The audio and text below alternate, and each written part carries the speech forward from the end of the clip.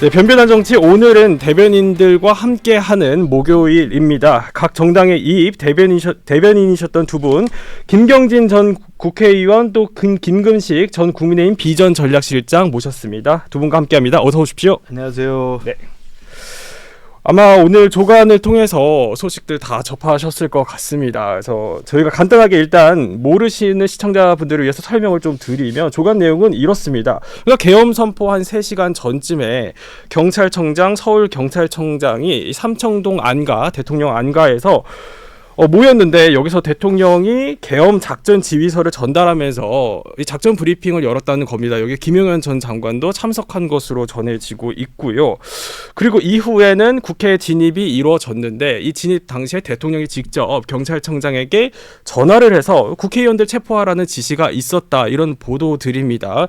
일제히 조간들도 비롯해서 통신까지 다 보도를 하고 있는데 좀 어떻게 보셨습니까?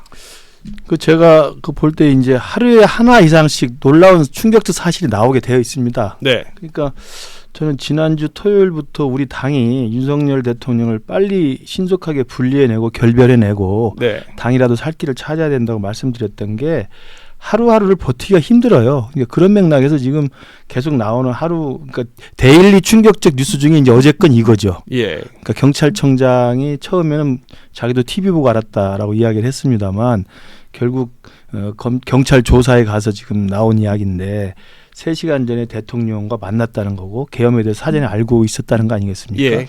그렇기 때문에 대통령의 비상계엄이라는 게 사전에 치밀하게 준비되었다는 게 하나 이제 드러난 거고요. 두 번째는 김용현 국방장관과 여인영 방첩사라고 하는 충안파 군분의 인맥만 동원한 게 아니고 경찰청장, 서울경찰청장이라는 공식 경찰 조직에 대해서 사전에 준비를 시켰다는 이야기가 되는 거거든요. 네. 그러니까 이건 갈수록 좀 내란의 혐의가 입증되기에 좀 불리한 방향으로 가는 것 같고요. 제일 중요한 것은 저는 계속 느낍니다만 이런 충격적 사실이 드러남에도 불구하고 우리 국민들이 또 우리 정치권 여의도에서 신속하게 이러한 무도한 비상계엄을 잘 일찍 막아냈다는 점에 대해서는 저는 정말 가슴을 쓸어내리면서 우리 한국 민주주의의 저력에 대해서는 굉장히 안심을 하는 바입니다. 그러나 대통령이 이렇게 반민주적인 폭거를 벌인 점에 대해서는 그래서 국민들로부터 저는 굉장히 큰 심판을 받을 수밖에 없다고 생각합니다. 그러니까 계엄 당시에 곽종근 전 사령관도 증언에 따르면은 이제 대통령으로부터 직접 전화를 2차례 받았고, 그런데 여기에 이제 경찰청장도 또 직접 전화를 받았다고 이제 보도가 나오는 겁니다. 국회의원을 체포하라, 이런 지시가 있었다는 건데, 이렇게 되면 대통령이 어떻게 직접적인 개입이 있었다는 정황들이 더 짙어지는 것 같아요. 어떻게 좀 보셨어요? 우선 이제 캠프 시절에 지금 대통령 후보를 모셨던 참모의 한 분으로 한 사람으로서 국민들께 죄송하다는 말씀 먼저 시작을 하고 말씀을 드리겠습니다. 어쨌든 큰 잘못을 이제 저도 좀 있는 것 같고요. 보좌의 잘못이 대통령의 비상계엄 조치가 위헌 위법이다라고 하는 것은 한동훈 대표 말처럼 워낙 명약관화한 거고요. 네. 그다음에 이제 형법상 내란죄에 해당하느냐 이제 이 문제인데, 이 문제도 이미 지금까지 국회에서 군인들이라든지 여러 관계자들의 증언을 종합해서 보면 이미 그것도 명약관화한 것 같아요. 그러니까 지금 장군들 뭐 여기저기서 이제 증언하고 했던 내용 종합하면 대통령께서 중간중간에 병력 이동 상황에 대해서 직접 전화하고 챙기셨다는 거 아니에요. 네. 보면. 그리고 국회로 가라라고 하는 것도 대통령 아마 발언 중에 직접 있었다고 하는 아마 군인들 발언이 좀 있는 것 같아요. 보면 실제 또 군인들이 현장에 국회에 있었고, 그러면 뭐 이건 큰 틀에서 그냥 대통령의 내란죄 혐의는 이미 입증은 다 돼 있는데 구체적으로 어느 항목까지 이게 이제 세부 항목이 이제 어떤 대통령께서 직접 관여를 하셨느냐, 이제 이 부분이 좀 세밀하게 조사하고 있는 이런 과정인 것 같은데, 계엄 선포 3시간 전에 삼청동에 있는 안가에서 대통령이 경찰청장 등을 불러서 직접 장악해야 될 문건을 주셨다라고 하는 것은 장군들의 증언에 덧붙여서 좀 더 세밀한 어떤 대통령의 상황 관여, 이게 지금 입증되고 있다, 이렇게 봐야 되죠. 근데 아까 앞서서 지적을 또 해주셨지만 조지호 청장 얘기가 좀 앞뒤가 안 맞는 부분들이 있어요. 국회에 출석해서는 비상계엄은 자신이 사전에 몰랐다, TV를 보고 알았다 이렇게 얘기를 했는데 사실 그 전에 안전가옥에 모여서 대통령과 어떻게 보면 계엄에 대한 문건을 전달받고 지시를 전달받은 거잖아요. 그럼 이게 앞뒤가 안 맞아서 그래서 긴급 체포가 됐다 이렇게 봐야 되는 건가요? 그렇죠. 그러니까 그 앞에 했던 나는 TV 보고 알았다라고 하는 내용이 거짓 진술일 가능성이 높은 거죠. 그리고 지금 방금 흘러나온 내용 또 이 내용을 뒷받침하는 뭐 여러 가지 상황이라든지 맥락들 이런 것 때문에 앞에 사후에 알았다라고 하는 부분이 거짓으로 판단이 되니까 수사 경찰이 긴급 체포를 했겠죠. 그런데 계속 뭐 국회에서도 군 수뇌부들의 증언이 이어지고 하는 상황이 계속 있는데 이런 분들이 계세요. 앞뒤가 계속 안 맞는 증언들이 나오는 것 같다. 그리고 또 곽전 사령관도 한 번 전화를 받았다 이렇게 또 유튜브 델리민주에 나와서는 그렇게 얘기를 했는데 나중에 또 국회에 나와서는 2번 전화를 받은 걸로 얘기를 하고 이런 부분이 좀 불명확한 거 아니냐. 그러니까 이번에 계엄 사태의 군 수뇌부들 또 경찰들의 이야기를 오롯이 또 믿을 수 있는 거냐 이런 반박도 있을 것 같은데요. 그건 이제 수사기관의 몫이겠죠. 그러니까 지금 뭐 수사를 서로 경쟁적으로 지금 하고 있어서 일단은 경찰 축이 이제 한 큰 축이고 검찰이 또 한 축인데 수사기관에 지금 신속하고 단호한 수사가 진행이 된다고 한다면 사실관계 입증에는 별 어려움이 없을 것 같습니다. 일단 중요한 이 계엄에 관련된 사람들에 대한 신병을 확보하는 게 우선일 거고 또 진술을 계속 받아내고 있기 때문에 뭐 어렵지는 않을 거라고 생각을 하고요. 이제 놀라운 건 이제 21세기 2024년에 대한민국의 이 비상계엄이라는 대통령이 헌법에만 규정하고 있는 이 권한을 야당에 대한 분노 때문에 이걸 선포했다고 하는 그 놀라운 비현실적인 인식에 대해서 정말 국민들이 분노하고 있는 거고요.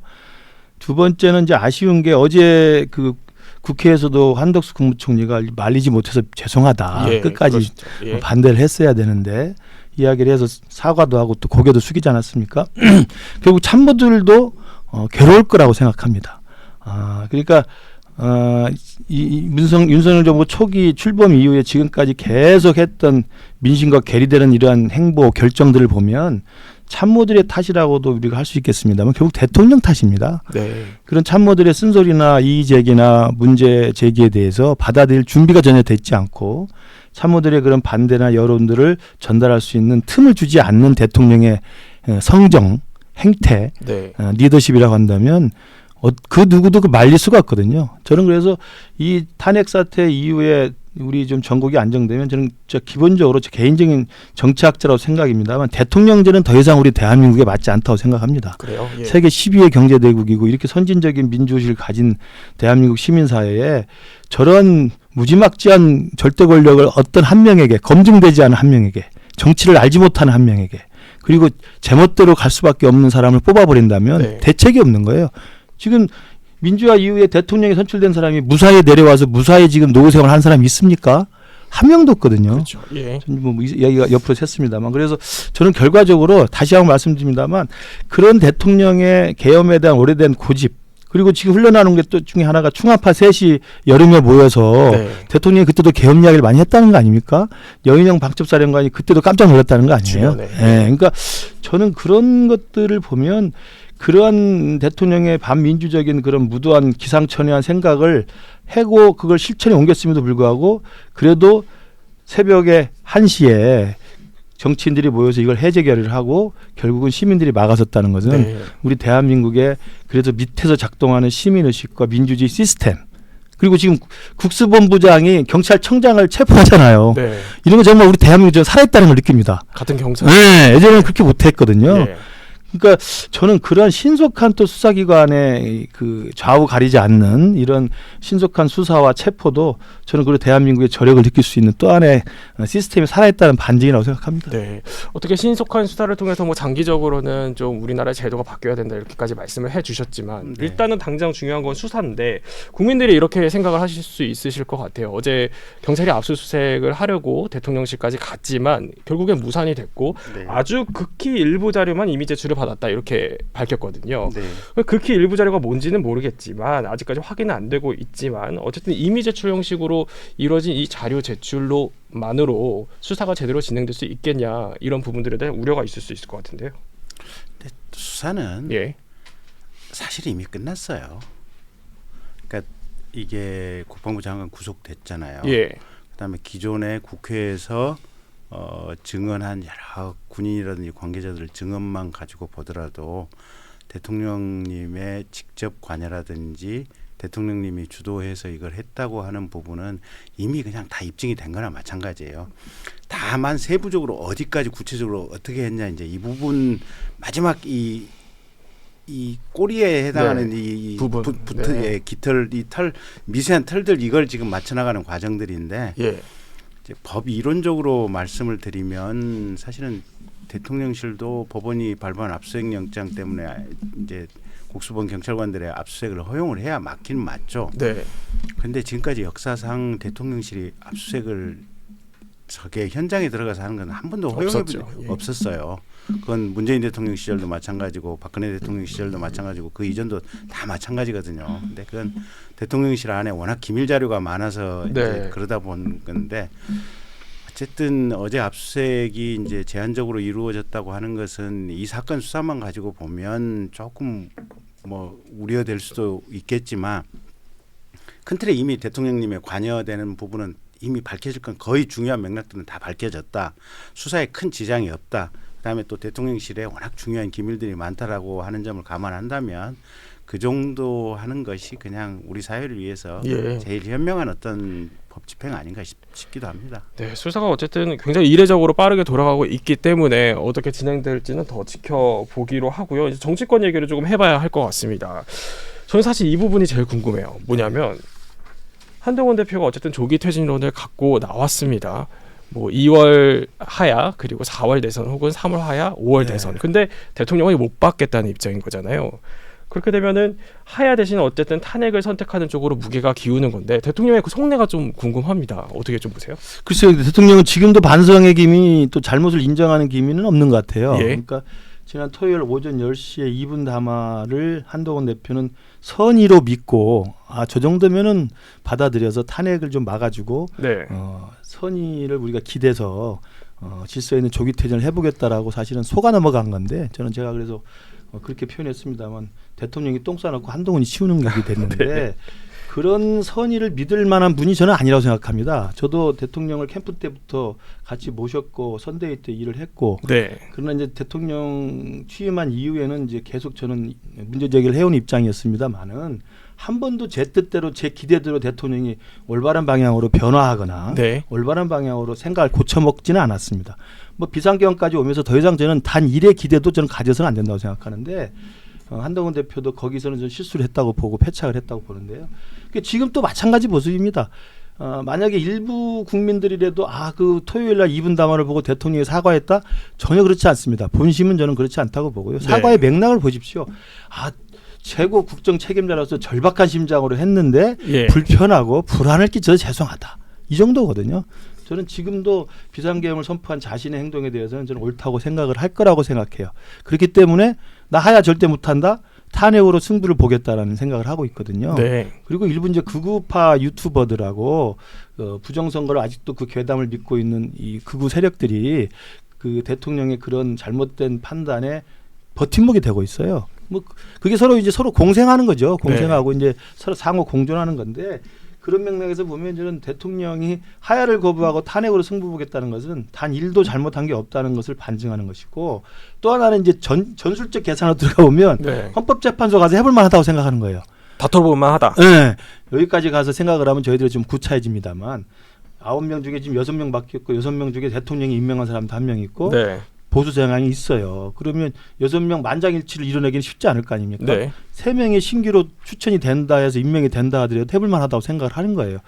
그렇게까지 만약에 계산을 하고 밀어붙이겠다면 정말 마지막 내려오는 순간까지도 대통령으로 살 일은 아니라고 생각합니다. 그런데 저는 사실 그 대통령 담화에서 당에 일임하겠다고 하셨잖아요. 그러면은 당에서 어쨌든 나온 안은 조기 퇴진론 안이 나왔는데 이걸 못 받겠다고 하는 거는 앞뒤가 좀 안 맞는 거 아니냐 이런 지적들도 있을 것 같고 또 결국에 한동훈 대표가 더 수세에 몰릴 거 알면서도 이런 선택을 했다라고 볼 수밖에 없을 것 같은데요. 그렇죠. 저는 한동훈 대표의 그 마지막 정점은 비상계엄 선포 시에 원외대표지만 국회의원들을 이끌고 본청에 들어가서 거기를 지켜내고 예. 해제 결의안에 단호하게 맞서고 다른 이제 추경호 원내대표나 다른 친윤계 의원들과는 다른 단호한 모습을 보였잖아요. 저는 그 굉장히 살아있는 지도자의 모습이었다고 생각합니다.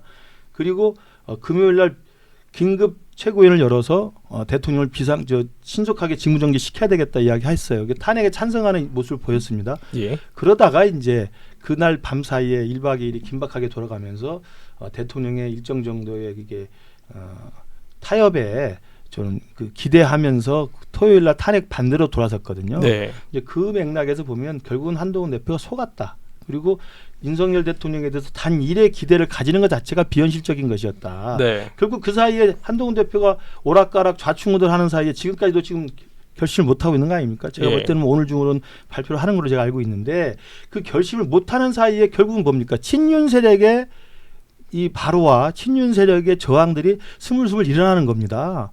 이게 결국 국민들이 볼 때는 계엄 지지 정당이고 내란 동조 정당으로 지금 밉상이 되어 있는 정당인데 예. 당 대표마저도 오락가락하면 이 당은 나중에 어떻게 국민 앞에서 이 당 간판으로 표를 달라고 하겠습니까? 저는 그러면서 보면 한동훈 대표가 지금은 좀 늦었습니다만 네. 토요일 탄핵 표결 이전에 단호한 모습.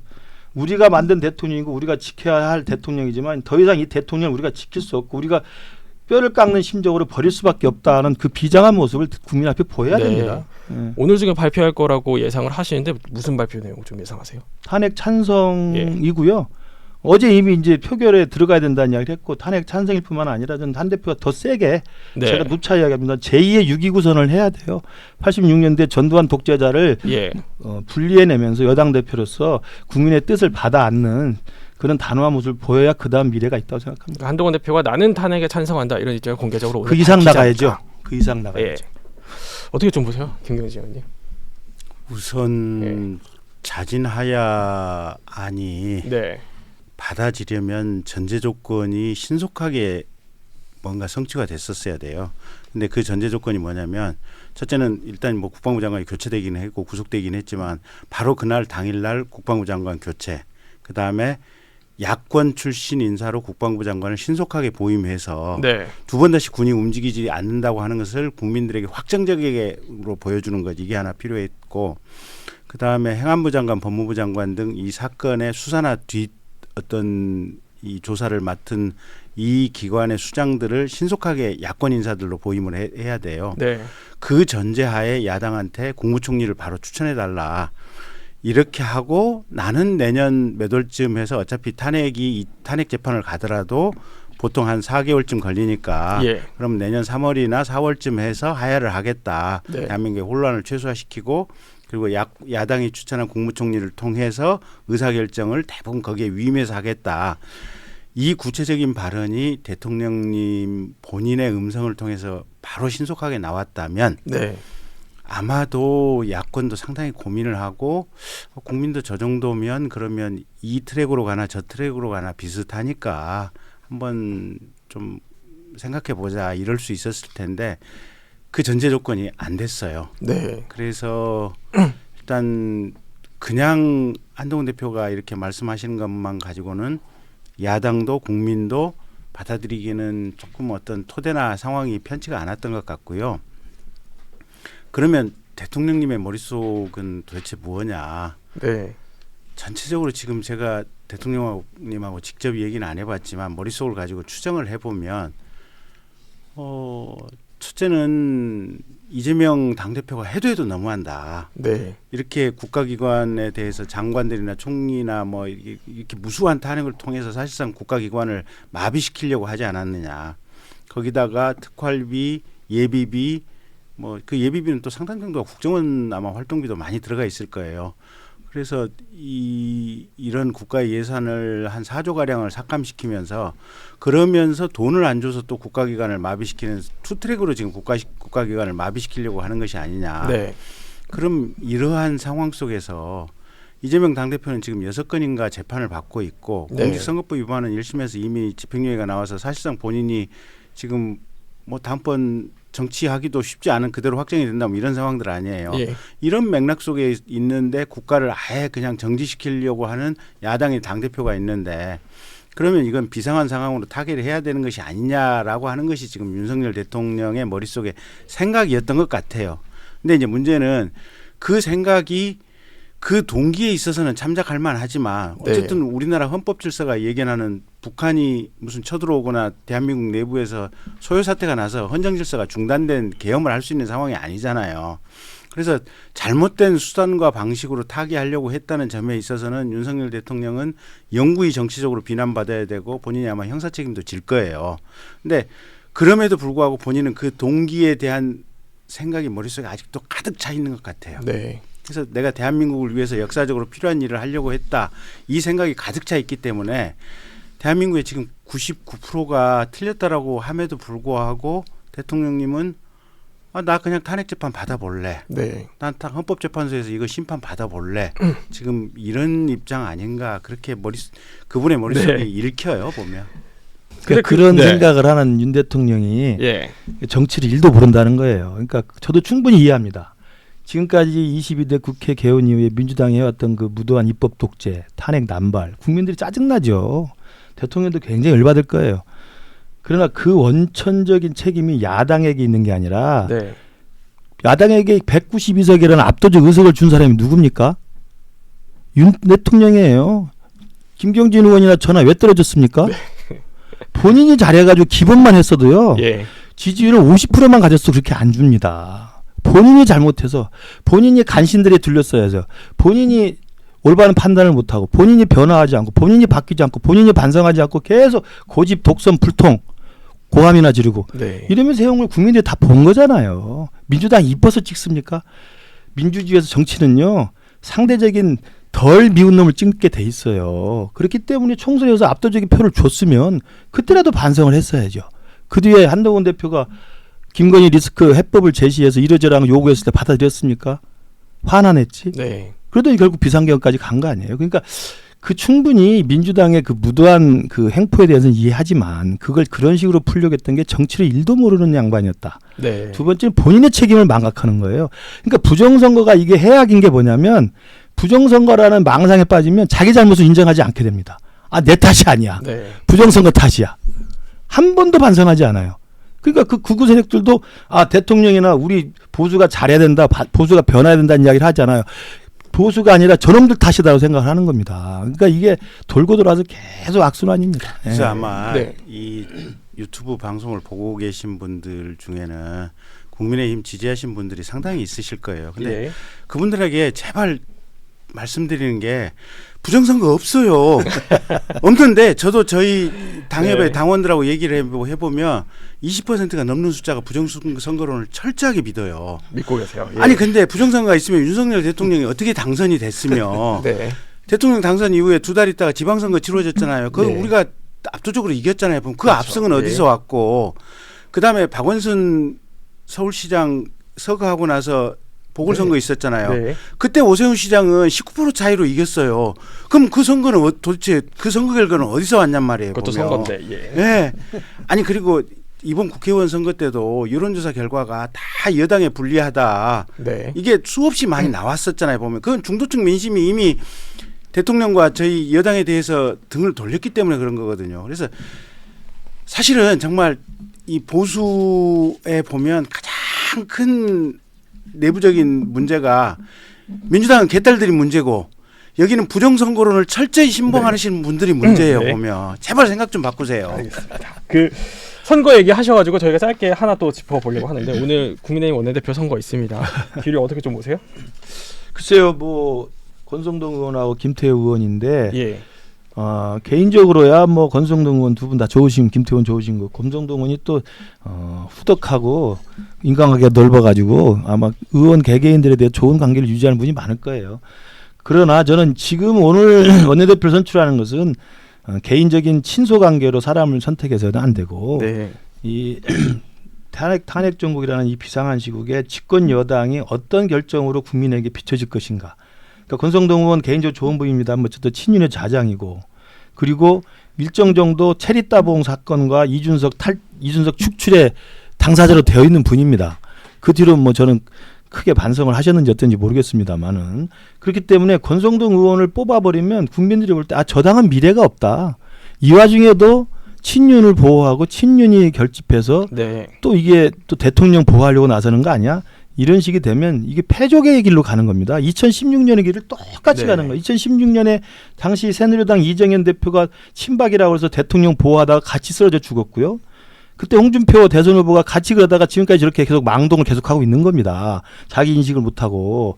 그러면 지금이라도 우리 당은 한동훈 대표가 대통령과 다른 길을 가고자 한다면 저 친윤들이나 대통령을 보호하고자 하는 탄핵 반대 세력에 대해서 단호하게 결별을 선언해야 됩니다. 단호하게 결별을 선언해서 오늘이라도 정말 우리가 만든 대통령이지만 우리가 성공시키고자 했지만 못 시켜서 정말 죄송합니다. 그러나 뼈를 깎고 살을 베는 심정으로 우리 당이 먼저 탄핵을 주도하겠습니다. 네. 왜 민주당에 끌려가서 탄핵에 쓸려갑니까?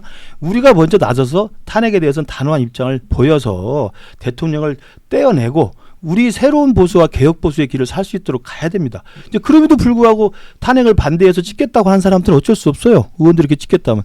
그건 그 뒤에 우리가 대통령 이 탄핵 문제가 결정된 다음에는 우리 당의 살 길을 찾아야죠. 예. 저는 그러면서 권성동 의원 개인에 대한 게 아니라 이것은 이 시국에 우리 당이 패족의 길로 가느냐 아니면 그나마 단 조금이라도 하나의 희망의 불씨를 챙겨서 대통령 탄핵 이후에 새로운 개혁 보수의 길에 희망을 좀 불씨를 살려놓느냐 저는 이 기로에 서 있다고 생각을 해요. 근데 이번 원내대표 선거가 상당히 좀 정치적으로도 이해관계가 좀 계산이 좀 복잡한 이유 중에 또 하나는 만약 이제 탄핵안이 가결될 가능성이 높다라는 보도들이 계속 나오고 저희도 어제 취재를 해 보니까 한 이탈표가 6표로는 일단 추산이 되고 있습니다. 그러니까 한 2표 정도만 더 모으면 탄핵안이 가결될 경우 이게 한동훈 대표 책임론으로 볼 수 있다. 친윤계에서는 이미 벌써 준비를 하고 있는 기류인 것 같고요. 그렇게 되면은 이제 최고위원 장동혁 위원이 사퇴를 하게 되면은 지도부가 비대위 체제로 전환이 되고 그걸 키를 쥐고 갈 사람이 결국 이 신임 원내대표이기 때문에 이 원내대표 자리가 중요하다는 건데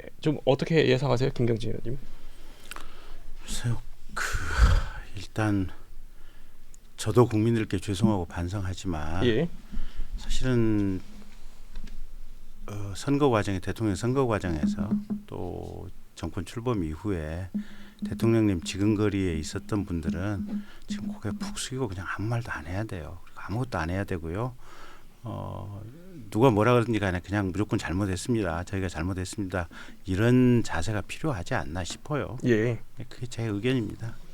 저는 그 기복균 프로젝트라고 또 그게 가동될 거라고 이제 일부 친한계에서 이야기하고 예. 하는데 그것도 그렇게 말할 필요 없어요. 지금 이상하게 당 내부에서 뭐 친한이 어떻고 친윤이 어떻고 그렇게 싸움하는 게 좋은 모습이 아니잖아요. 그리고 저는 권성동 대표가 개인적으로 저는 믿고 싶어요. 그런 분은 아닐 거라고 봅니다. 지금은 정말 혼란의 상황이기 때문에 수습이라도 하기 위해서 필요하면 하겠다는 걸로 저는 알고 네. 그분이 뭐 원내대표 되면 한동훈을 책임으로 사퇴를 시키고 장동혁 꼬셔가지고 해가지고 뭐 뒤집었겠다 이런 생각을 친윤계 일부의 교활한 분들은 할 수 있어요. 제가 누구라고 말씀은 못 드리지만 네. 그러나 적어도 권성동 의원은 저는 아닐 거라고 생각합니다. 제가 예. 아는 권성동 의원은. 그래서 저는 그것도 지나친 뭐 보고 몰라는 것은 뭐 보고 놀란다고 예. 그렇게 생각할 필요 없고요. 저는 오히려 지금 상황에서는 한동훈 대표가 사퇴한다는 생각을 하면 안 됩니다. 제가 아까 말씀드렸잖아요. 2016년하고 다른 점 2016년은 친박이 대표였기 때문에 예. 자기는 탄핵 반대를 주장했기 때문에 탄핵이 가결됐으니까 책임지고 사퇴한 거예요. 한동훈 대표는 오늘 뼈를 깎는 심정으로 대통령을 분리해내겠다. 대통령을 탄핵시키겠다는 이야기를 먼저 하면 예. 탄핵이 가결되면 책임질 이유가 없는 겁니다. 거기에 탄핵 반대에 계속 추종해서 대통령을 지키려고 했던 사람들이 나중에 정치적 책임을 져야 되는 것이죠. 예. 그래서 저는 보수가 살 길을 찾아야 된다. 더 이상 윤 대통령에 대해서 의리를 지키고 기대해서 윤 대통령의 어떻게 보호를 하려고 하거나 부정선거에 망상에 빠져가지고 어떻게 좀 해보려고 하거나 이런 사람들 단호히 분리해내고 정말 보수가 수도권과 이 중도층에 어필할 수 있는 새로운 보수를 거듭나야 된다. 저는 마지막 기회이라고 네. 생각해요. 이게 참 예. 어려운 게 당내에서 정말 뜨거운 열성 지지자들 있잖아요. 네. 광화문에도 지금 이 상황에서도 주말마다 태극기 집회 하시잖아요. 사실은 그분들 중에 부정선거라고 믿는 분들이 꽤나 많아요. 이게 이 부정선거 망상을 가진 당원들을 당에서 분리해낸다? 이게 정말 어려운 얘기예요. 그래서 이게 지금 저희도 장기적으로 보면 예.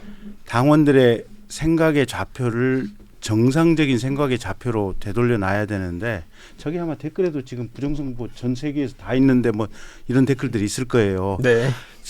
제가 만나는 당원들 중에 뜨겁게 선거운동 하셨던 분들이 그런 분들이 꽤 있어요. 지금도 윤석열 대통령 지키자고 뜨겁게 주장하시는 분들 중에 또 그런 분들이 계세요. 그러니까 이거는 저희가 황교안 전 대표께서 정말 당내에 심어놓은 독초예요, 보면. 네. 근데 이 독초가 무럭무럭 자라고 있는데 이걸 어떻게 제초하느냐가 우리 당이 미래로 갈 수 있느냐 없느냐를 좌우하는 매우 중요한 요소가 아닌가 싶습니다. 예, 한동훈 대표가 이번 주에 표결 전에 어떤 입장을 좀 내놓을지는 더 지켜보기로 하겠습니다. 네, 라디오쇼 정치 시그널 변변한 정치 김근식 전 국민의힘 비전전략실장 또 김경진 전 의원 두 분과 함께했습니다. 고맙습니다.